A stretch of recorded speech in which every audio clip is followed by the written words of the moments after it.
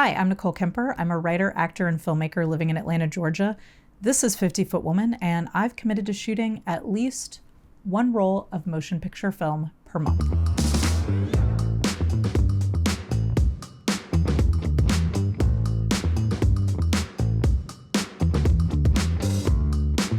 Hi, it's been a while. How's your 2025 going? I know it's been a little while since I put out a video. I've been working on the 100 Feet of Film project. So that has been consuming a lot of my time with editing and color grading and doing sound work and all that, and ADR and all that stuff. That was something that we shot on 16mm film, and I'm going to do a whole video about it, and I'm really excited to share that with you. But that film is now done, and I am ready to come back and make some YouTube videos about my love of film. So I've got like a list of things that I'm really excited about, and I just wanted to give you a little tease of some of the things that I'm planning for 2025. So first off, the 100 Feet of Film competition. I'm not going to get into it too deeply because, like I said, I'm going to make a whole video about it. But essentially, last year, I got a small team together and we registered for the competition. It's a competition that is sponsored by Kodak. So we worked with the Kodak lab here in Atlanta, Georgia, and also the Atlanta Film Society. And essentially 30 teams registered in Atlanta, and each team had one 100-foot roll of film, of 16mm film from Kodak, and you had to shoot only that roll for your film, so you couldn't go out and buy more film. You couldn't add any digital footage to it. You just had that one 100-foot roll of film, and you had we had a specified amount, a window for shooting. You drop off the film at the Kodak lab by a certain date, and then they develop and scan the film. They get the scans back to you, and then we had to have the edit back by February 21st, 2025. So as of this recording, earlier this week on March 3rd, the Atlanta Film Society and Kodak Film Lab Atlanta put on a big screening at the Plaza Theater where we got to watch everyone's films, and it was super fun. And I'm going to do a whole video about the experience, so that's going to be coming up soon to the channel. I got a couple of new cameras towards the end of last year. One of those is this Sack 8mm camera. So I'm going to be doing a video on this guy pretty soon. And then also for my birthday, my mom got me this Agfa Synchro box, which is a medium format camera. I've already shot some 120 film on here, and it works beautifully. And so I'm gonna do a video about this camera, and so I'm looking forward to sharing with you how this guy works and what my results were. I've also been getting into black and white film developing. So I have a setup in my bathroom, and I've been developing some black and white film. So I've done some 35, I've done some 120. I developed the very large medium format negatives that come from the Agfa Synchro box, and it's been really, really cool. It's actually pretty simple. Fortunately, there are lots of other people on YouTube who've made really great and helpful instructional videos on how to develop black and white film at home. And so that's something that I've been doing lately, and I'm looking forward to sharing more about that part of the process, and also getting into color film developing, and maybe even reversal. So those are all things that I'm hoping to do this year. So far, I've only done black and white developing. I wanted to start pretty easy, and I felt pretty confident doing it. It was really rewarding to open up that Patterson tank for the first time and see that there were actually images on the negative. So I'm looking forward to branching out into different film stocks, different color film, reversal stocks, and even Super 8 and 16mm film developing at home. I also was planning to do some book reviews. Last year I got into reading some books about Super 8 and 16 millimeter. There's a lot of really good resources on YouTube, but there is some information that I wanted to know both about the history of Super 8 filmmaking, especially, which I feel like there isn't that information isn't as widely spread. I think the history of Hollywood film and the history of 16 millimeter film is pretty common and discussed widely in film schools, but I feel like Super 8 kind of gets swept under the rug. So I wanted to learn a little bit more about the history of Super 8 film, and there's a lot of like film techniques that I've been interested in working with Super 8 that there just isn't, at least I haven't found a lot of videos about them. And so I started looking to books and magazines from the time period to kind of find out a little bit more about how to do some of these techniques that are probably only at this point living in the memories of people that did them. But fortunately, we have all this great literature from the 60s, 70s, and into the 80s, and somewhat into the 90s about how a lot of editing, how about a lot of film editing was done, special effects, in camera effects, matte boxes, titles, creating titles in camera, and contact printing, and just lots of other stuff. Even I've had my eye on a book about stereoscopic filmmaking. I haven't read that one yet, but I've got a whole list of things that I'd like to read, and I'd like to share some of that information with you. Two things that I know I'm going to be I would like to talk about in 2025 are, and this one I brought up at the end of, I believe, or at the beginning of 2024. This is the Super 8, an illustrated history by Danny Plotnick. And I talked a little bit about it after I got this book last year. But I finally finished reading it. And so I wanted to talk a little bit about why I think this is a really essential book for anybody who's interested in getting into Super 8 and learning a little bit more about the history of Super 8, but also the history of Super 8 filmmakers who I think are not really given as much attention in the culture as they should be. I also went on the old eBay, and I got two very large lots of Super 8 Filmmaker Magazine. So I've got a lot that's from 75, 76, and then I got another lot that's more like early 1980s, so like 81, 82, 83. And so I'm kind of working my way through these. I want to say I have probably about somewhere around 20 magazines.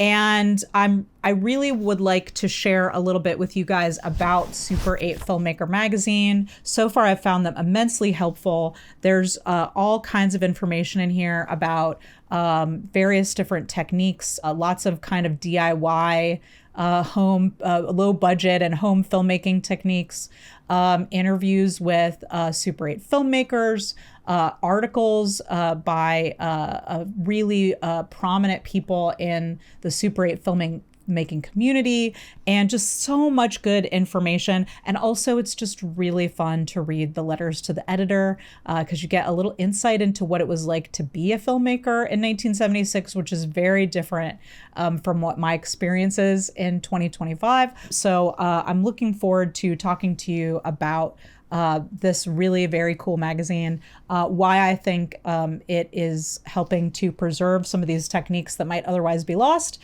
and just share some cool little bits from it that I've been reading with you. I've also got some other equipment besides cameras that I've acquired over the last year that I wanted to talk about. One is the Yashica 8mm film viewer. So you can put a 8mm film on this film viewer, and it's also kind of got like a built-in splicer. I don't know how well it works, but I wanted to talk about film viewers, and this is, I feel like, a really good one. This piece of equipment is kind of my beginning of thinking about like what would I like to get into trying to edit more film by hand.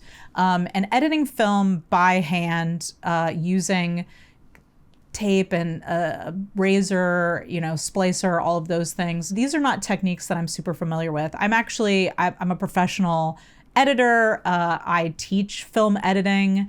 And so I have a lot of experience editing, but all of my editing has been digital. And in film school, way back when I was in my graduate program in film, we did have an exercise where we had to cut and splice 16 millimeter film. And I remember it being incredibly frustrating and just kind of miserable. But I think part of the reason that it was so challenging for me was that was like the first year of school. I didn't really know how to edit at all. Editing was like a very foreign concept to me. So I was really just trying to get my head around the process of editing. And so to add the process of splicing the film together. And my main thing that I was really frustrated with was that, of course, we had a film viewer. It was probably a little higher end than the Yashica film viewer. In fact, I think it was a Moviola, but it was not like one of those Moviolas that is up to speed. Like you actually have to wind it yourself. And so it was really frustrating for me to know the timing of the shots, really to see how well we were timing the shots. We had to run it through a projector, and that was it was interesting, but at the time very frustrating because I feel like I just didn't really know enough about editing itself to really appreciate the process. But now, having been an editor for like 20 years and feeling pretty confident with editing and the intuitive nature of knowing how long to hold on a shot and things like that just take time, I think it would be a really fun and interesting challenge to try editing film by hand. And so I'm trying to accumulate some of the equipment that I would need to do that. So that's something that I'm hoping to make some videos about in the future. I also wanted to get more into projection this year. So right now I have a Bell & Howell 8mm projector. I have used it a couple of times. I've been kind of exploring it a little bit, but not fully competent with it yet. So especially because I'm interested in, editing by hand as opposed to editing digitally and trying to get into that, I feel like projection is going to be really important. Also, I'm just interested in like watching projected films and sharing them with other people and, kind of exploring that aspect of the medium. I love working with film digitally. I feel like there's just so much that you can do, but I am also interested in exploring sort of that part of the process where you're beginning on film and then you're kind of ending on film. And I know it's going to be challenging, but it's something that I look forward to exploring in 2025. So that's all at the moment that I'm planning for 2025. Is it a bit ambitious? Maybe, but these are all things that I hope to do this year, and I'm hoping to make videos to share with you. So far, this year has been scary. Okay, I'm just going to be honest. It is crazy. And having this beautiful art form to escape to has been deeply therapeutic for me. And getting to know some of you guys as people comment on the videos. I've had the joy of meeting some folks who live in the Atlanta community in person at screenings and just sharing a love with you guys for film and learning about film and keeping this art form alive and keeping these techniques alive, because unless we keep doing them, they're just going to kind of fade away. And I would hate to see that happen. So I love learning from folks that grew up using Super 8 and 16 millimeter. I love learning from young people younger than myself who are passionate about Super 8 and 16 and still film and developing. And it's just, this community is so beautiful and so special to me. So thank you for inviting me into it. Thank you for being a part of it. Let's keep talking about these beautiful old cameras. If you like this video, and you want some more, I hope that you'll subscribe to the channel. I have a backlog of other videos that I've made. The channel is Critical Crop Top Films, which is my production company, and all of the videos in this series are in the 50 Foot Woman playlist. I recently also created a new Instagram just for the still photography. Last year, I had experimented with Substack and even Tumblr, and I've discovered that I really just wanted a place to share the photos, and I was getting a little stressed out writing the blog aspect of it. And so I really was very bad at keeping up with it, but I still really enjoy sharing the photos. And especially now that I'm getting into film developing, I just, you know, I really enjoy sharing what I've been working on. So Instagram at the moment seemed like a good place to kind of be able to do that. So if you are interested in my still photography and film developing and all that stuff, you can find me as 50 Foot Photos on Instagram. Thanks for watching. I hope that as the weather warms up and everybody starts going outside again, that you will grab your camera and that we'll all be getting out there and shooting more film, you guys.